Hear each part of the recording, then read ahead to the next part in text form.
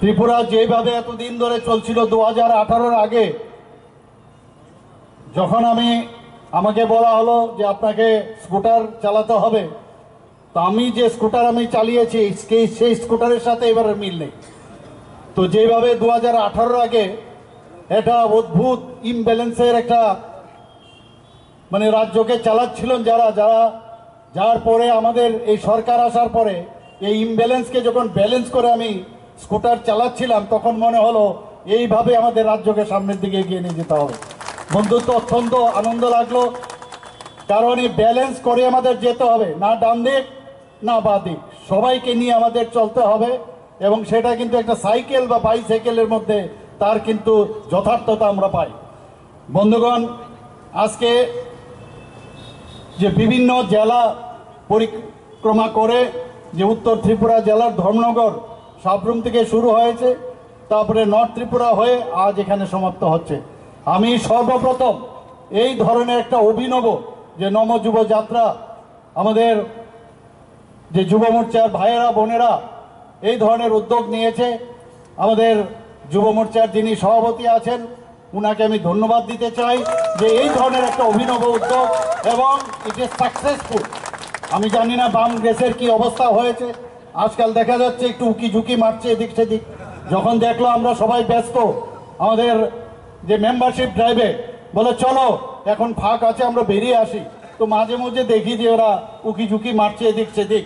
8-10 জন লোক একই জায়গায় একই ব্যক্তি ওনারা যাচ্ছেন।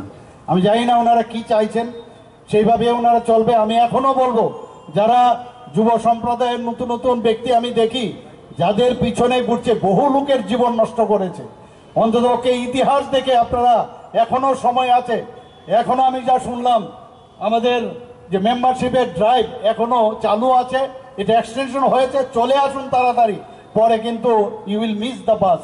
আমি তাড়াতাড়ি চলে আসুন, আমাদের মেম্বারশিপ হয়ে যান।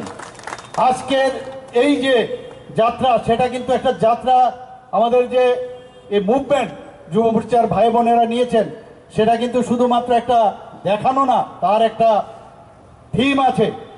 যে মাননীয় প্রধানমন্ত্রী কিছুদিন আগে আপনারা শুনেছেন উনি কি বলেছেন, বাটোগে তব কাটোগে, অর্থাৎ ঐক্যতাই আমাদের এক। আমরা যদি একসাথে থাকি তবেই আমরা সামনের দিকে এগিয়ে যেতে পারবো।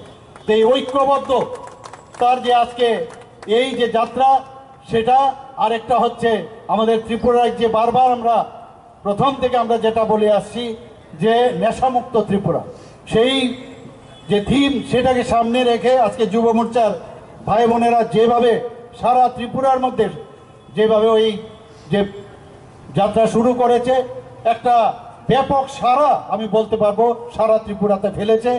একটা ভাইব্রেশন, যাকে বলে একটা ভাইব্রেশন সারা ত্রিপুরার মধ্যে হয়েছে। বাম কংগ্রেস বুঝতে পারছে না কি হচ্ছে আগামী দিন, এখনো বলছে আইন শৃঙ্খলার কথা বলে, কথায় কথায় ওনারা ইচ্ছে করে চেষ্টা করে, ওনাদের উপর আছে 8-10 জন, কিছু একটা করো। আমি বারবার সবাইকে বলছি, ওদের পায়ে ওদের যে ফাঁদ, সেই ফাঁদে যেন পাড়া না দেয়। আমরা গণতন্ত্র বিশ্বাস করি, গণতন্ত্রের প্রতি আমাদের আস্থা আছে। মাননীয় প্রধানমন্ত্রীজি সবসময় বলেন যে আমরা গণতন্ত্রের উপর ভিত্তি করে আমরা আগামী দিন চলবো।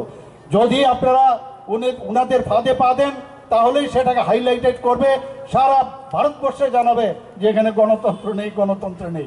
ওরা সারা জীবনে এই ধরনের নুইসেন্সের রাজনীতি করেছে। আমি খুব বারবার যেটা বলি যে শৃঙ্খলার সাথে উশৃঙ্খলতার পার্টির আরেকটা নাম হচ্ছে কংগ্রেস।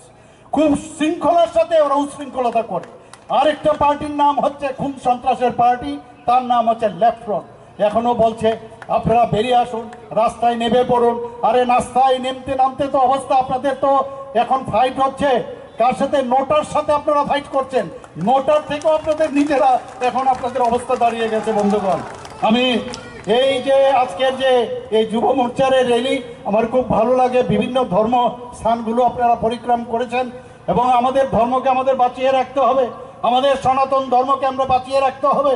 আমাদের সবার প্রতি আমাদের সম্মান আমরা প্রদর্শন করি ধর্মের প্রতি, কারণ এটা ন্যাশনাল পার্টি, সমস্ত সবকা সাথ সবকা বিকাশ আর বিশ্বাসের পার্টি একটা। এই পার্টির নাম হচ্ছে ভারতীয় জনতা পার্টি।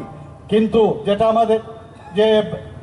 আমাদের যুব মোর্চার সভাপতি বলেছেন যে ডক্টর শ্যামাপ্রসাদ মুখার্জির যে উক্তি, যে কেউ প্রথমে কিছু করলে উল্টাপাল্টা যদি করে তাকে প্রতিবাদ করো, আর প্রতিবাদে যদি না শুনে প্রতিশোধ নাও, আর যদি কিছু কাজ না হয় তাহলে প্রতিশোধ নাও। তো এই এখনো আমি বলছি যে এখনো বন্ধুগণ আপনারা সাবধান হয়ে যান, এখনো সাবধান হয়ে যান। আমরা আজকের এই বিরাট সমাবেশে আমি এতটুকু বলতে পারি যে যদি আপনারা ঠিকভাবে না চলেন, গণতন্ত্রকে না মানেন, তাহলে অদূর ভবিষ্যতে আপনাদের কি সমস্যা হবে আপনারা বুঝতে পারছেন বন্ধুগণ। আমরা মাননীয় প্রধানমন্ত্রীজি বারবার বলছেন 2047 সনে আমরা বিকশিত ভারতের স্বপ্ন উনি দেখাচ্ছেন।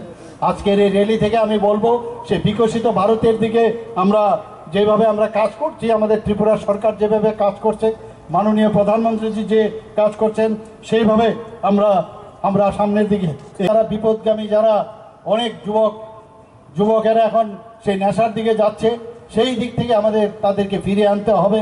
আমাদের জানি যে আমাদের স্বামী বিবেকানন্দজি, আমাদের নেতাজি সুভাষচন্দ্র বোস বারবার বলছে যতক্ষণ পর্যন্ত যে যুব সমাজ যদি না আসে সমাজকে পরিবর্তনের ক্ষেত্রে, ততক্ষণ ধরে এই সমাজ কোনো অবস্থায় পরিবর্তন হবে না।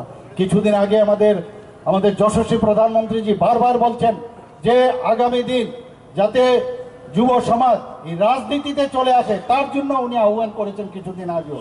বন্ধুগণ, আমরা দেশ স্বাধীনতার সময় আমরা দেখেছি অকুত ভয়েও আমাদের যারা যুব সম্প্রদায় হাসতে হাসতে ওরা ফাঁসি কাস্টে ঝুলেছে। কাজে এই যুব সম্প্রদায়কে নিয়েই, এই যুব সমাজকে নিয়েই আমরা আগামী দিন আমরা চলতে চাই। ভারতীয় জনতা পার্টির মূল যে শক্তি সেটা হচ্ছে এই যুব মোর্চা শক্তি। আমাদের মহিলা মোর্চা আছে, আমাদের অন্যান্য মোর্চা আপনারা সবাই জানেন। সমস্ত মোর্চার মধ্যে যুব শক্তি যদি আমরা সবাই একসাথে আমরা থাকি, তাহলে সরকার যে কাজ করছে, সরকার যেভাবে প্রধানমন্ত্রীকে সামনে রেখে ওনার মার্গদর্শন নিয়ে যেভাবে কাজ করছে সেইভাবে আমরা কাজ করতে চাইছি। বন্ধুগণ, আমরা জানি ইউনিটি ইন ডাইভার্সিটি, বৈচিত্র্যের মধ্যেই আমাদের মেইন ঐক্য। কাজে এই জায়গার মধ্যে আমরা সব সময় আমরা সতর্ক থাকবো। আমরা কারোর উপর আঘাত করব না, কিন্তু কেউ যদি আমাদেরকে আঘাত করে তাহলে আমরা চুপ করেও বসে থাকবো না বন্ধুগণ।